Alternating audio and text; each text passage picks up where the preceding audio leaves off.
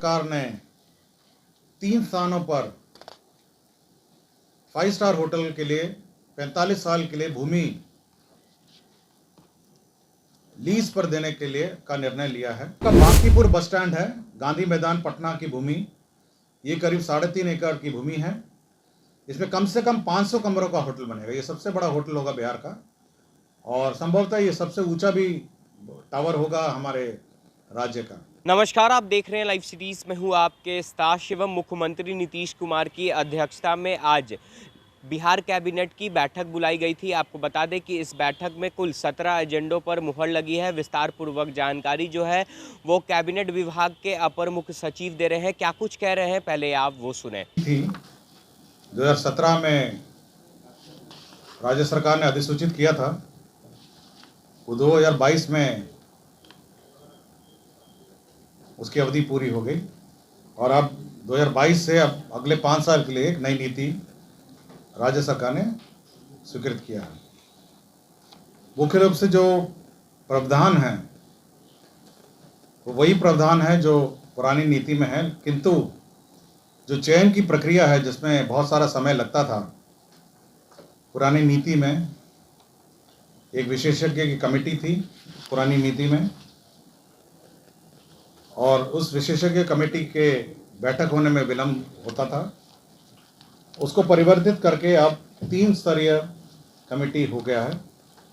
पहला है जो चयन समिति है, जो स्क्रीनिंग कमेटी है, वो निदेशक उद्योग की अध्यक्षता में होगी। तो विभागीय कमेटियां हैं जिसमें विभिन्न विभाग के प्रतिनिधि होंगे। तो निदेशक जो उद्योग है वो पहले स्क्रीनिंग करेंगे और फिर उसका चयन जो है वो प्रधान सचिव के अध्यक्षता में कमेटी है जिसमें विभिन्न विभाग के प्रतिनिधि हैं, उद्योग संघों के प्रतिनिधि हैं, तो वो चयन करेंगे। तो अब चयन की प्रक्रिया और स्क्रीनिंग की प्रक्रिया बदल दी गई है ताकि जो स्टार्टअप नीति 2022 से अगले 5 साल के लिए है उस चयन में जल्दी चयन हो और स्टार्टअपों को लाभ हो। तो ये पहला निर्णय है जो बहुत महत्वपूर्ण निर्णय है जो राज्य सरकार ने लिया है। दूसरा एक बहुत महत्वपूर्ण निर्णय है, वो है राज्य सरकार ने 3 स्थानों पर 5 स्टार होटल के लिए 45 साल के लिए भूमि लीज पर देने के लिए का निर्णय लिया है। उसमें पाटलिपुत्रा अशोक होटल है, वीरचंद पटेल पथ पर 1.5 एकड़ भूमि है जिसमें करीब कम से कम 175 कमरे का होटल विभिन्न प्राइवेट इन्वेस्टर्स द्वारा बनाया जाएगा। दूसरा आपका बांकीपुर बस स्टैंड है, गांधी मैदान पटना की भूमि, ये करीब 3.5 एकड़ की भूमि है। इसमें कम से कम 500 कमरों का होटल बनेगा। ये सबसे बड़ा होटल होगा बिहार का और संभवतः ये सबसे ऊंचा भी टावर होगा हमारे राज्य का। और तीसरा जो सुल्तान पैलेस है उसको पूरे रूप से तोड़ के 4.8 एकड़ भूमि पर कम से कम 400 कमरे का एक होटल बनाया जाएगा। तो ये 3 होटल के बाद करीब 1100 कमरों का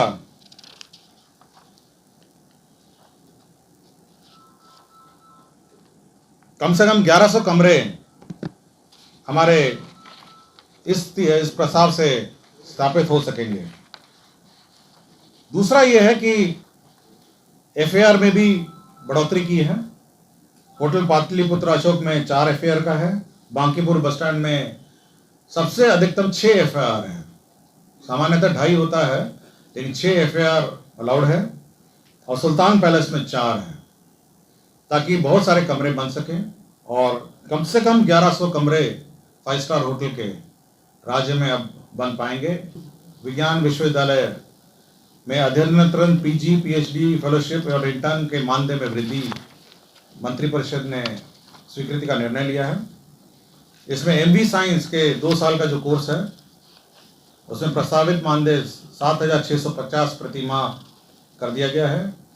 पीएचडी 3 साल का जो कोर्स है उसमें 12,000 प्रति माह प्रस्तावित मानदेय स्वीकृत कर दिया गया है। संजय गांधी डेयरी तकनीकी संस्था पटना में एमटेक डेयरी टेक्नोलॉजी 2 साल का है 7,650 इसका मानदेय कर दिया गया है। मत्स्य महाविद्यालय किशनगंज है, ये MF साइंस है, 2 साल का कोर्स है, 7,650 कर दिया गया है। और इंटर्नशिप 6 महीने का बिहार पशु महाविद्यालय, पशु चिकित्सा महाविद्यालय पटना है, इसका 15,000 रुपये कर दिया है। तो ये एक महत्वपूर्ण निर्णय है हमारे राज्य में अध्ययनरत हमारे छात्रों के लिए।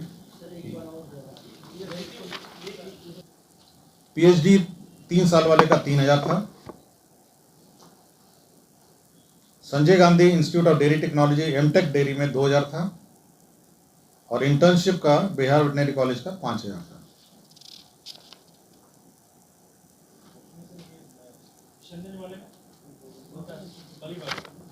किशनगंज का नया है ना आपका, MF साइंस है, 2 साल, 7,650। ठीक है। जो खनन का जो ये जो बालू घाटों का बंदोबस्ती, तो विभिन्न 5 बालू घाट जो 5 वर्ष के लिए बंदोबस्ती की जाएगी, तो हमारे जिला समर्था जो हैं वो नीलामी के माध्यम से करेंगे 5 वर्षों के लिए।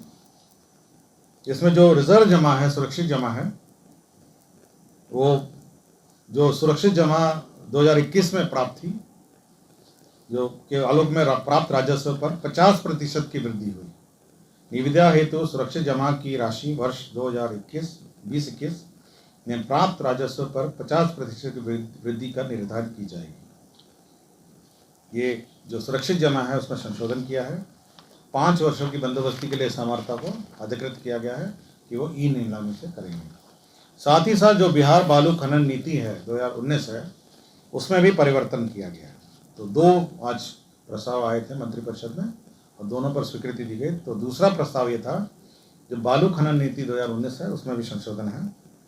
इसमें जो प्रतिभूति राशि है, सुरक्षित जमा है, उसको 10 से बढ़ा के 25 कर दिया है। और प्रतिभूति राशि समानुदान मूल्य का 25% होगा। ये पहले 10% था, इसको भी 25 कर दिया गया। तो 2 संशोधन ये किया है, सुरक्षित जमा का 25% और प्रतिभूति राशि समानुदान मूल्य का 25% हो गया। तो दो जगह ये संशोधन है। दूसरा ये है पर्यावरणीय स्वीकृति एवं अन्य वैधानिक स्वीकृति सफल डाककर्ताओं एवं बंदोबस्तारियों को स्वयं समयबद्ध रीति से प्राप्त करना होगा। पहले राज्य सरकार प्राप्त करके इनको देती थी।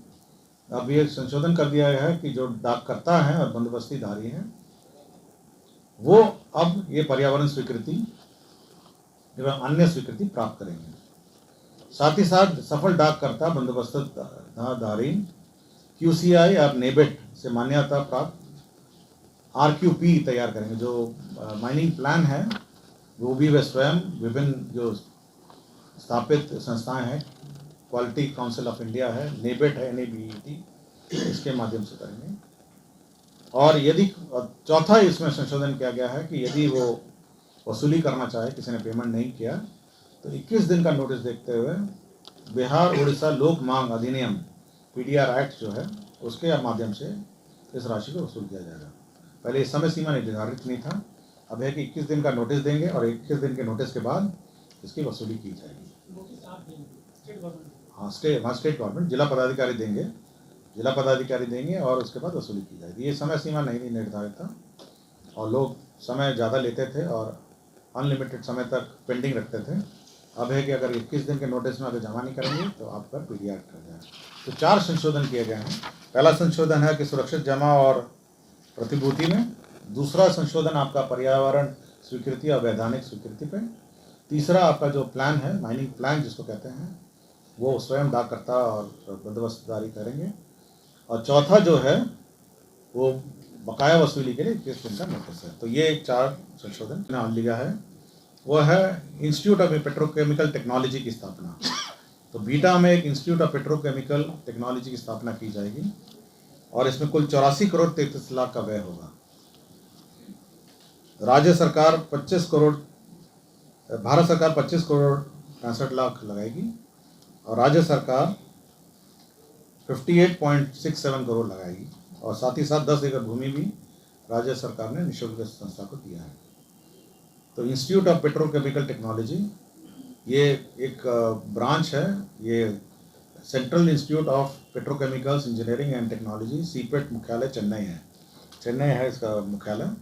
ये भारत सरकार का ही इंस्टीट्यूट है। तो उसी के द्वारा इंस्टीट्यूट ऑफ पेट्रोकेमिकल टेक्नोलॉजी अब बिहार में भी स्थापित की जाएगी। इसमें हमारे यहाँ के छात्रों को, स्टूडेंट्स को पेट्रोकेमिकल पर प्रशिक्षण दिया जाएगा। तो ये महत्वपूर्ण संस्था है और महत्वपूर्ण निर्णय राज्य सरकार का है। आवासीय बालिका +2 विद्यालय, उच्च विद्यालय की स्थापना की गई है। पहला है ग्राम पंचायत जसमैती, प्रखंड पंचरुखी, जिला सीवान में, पहले तो वो स्वीकृति दी गई। और दूसरा आपका मुंगेर में स्वीकृति दी गई। ये है अंचल संग्रामपुर, मौजा समदा, थाना 304, ये मुंगेर में ही। और अनुसूचित जनजाति अत्याचार निवारण अधिनियम 1989 है, उसके अंतर्गत ये सेंट्रली स्पॉन्सर्ड स्कीम है। 50-50 राज्य सरकार का 50% अंश होता है और केंद्र सरकार का 50% अंश होता है। और समय पे नहीं अंश मिलने के कारण राज्य सरकार ने निर्णय लिया है कि जो राज्य मद है, प्रत्याशा में कि भारत सरकार जब देगी तब हम लोग एडजस्ट करेंगे, उसकी प्रत्याशा में राज्य सरकार 40 करोड़ का प्रावधान करेगी और इसका अग्रिम निकाल के जो हमारे नोडल एजेंसी हैं, जिला पदाधिकारी, उनके खाते में देंगे, ताकि जो भी अत्याचार में जो भी भुगतान होना होगा उसको ससमय इमीडिएटली उसका भुगतान हो सके। इसके अतिरिक्त शिक्षा विभाग में जो योजना, जो वेतन है, समग्र शिक्षा अभियान के अंतर्गत राज्य सरकार ने केंद्र सरकार से राशि कम प्राप्त होती है वेतन के लिए, इसलिए राज्य सरकार ने जो 37 अरब 74 करोड़ 90,77,100 रुपये व्यय की विमुक्ति की स्वीकृति दी है। 37 अरब 74 करोड़ 90,77,100 की स्वीकृति दी है। 2 व्यक्तियों को डिसमिस किया गया है अनुपस्थिति के कारण। डॉक्टर श्रीमती गुरेद बेग, चिकित्सा पदाधिकारी, प्राथमिक स्वास्थ्य केंद्र बारसोई कटिहार, और डॉक्टर एजाज रसूल अंसारी, चिकित्सा पदाधिकारी, सदर अस्पताल। सूचना एवं जनसंपर्क विभाग में भी 2 सेवा नियमावली की स्वीकृति दी गई है संशोधन की। अपर जिला जनसंपर्क पदाधिकारी भर्ती एवं सेवा शर्त नियमावली 2012 और बिहार सूचना लिपिक भर्ती एवं सेवा शर्त नियमावली 2010 में संशोधन किया है। दोनों का संशोधन 2022 में किया गया है।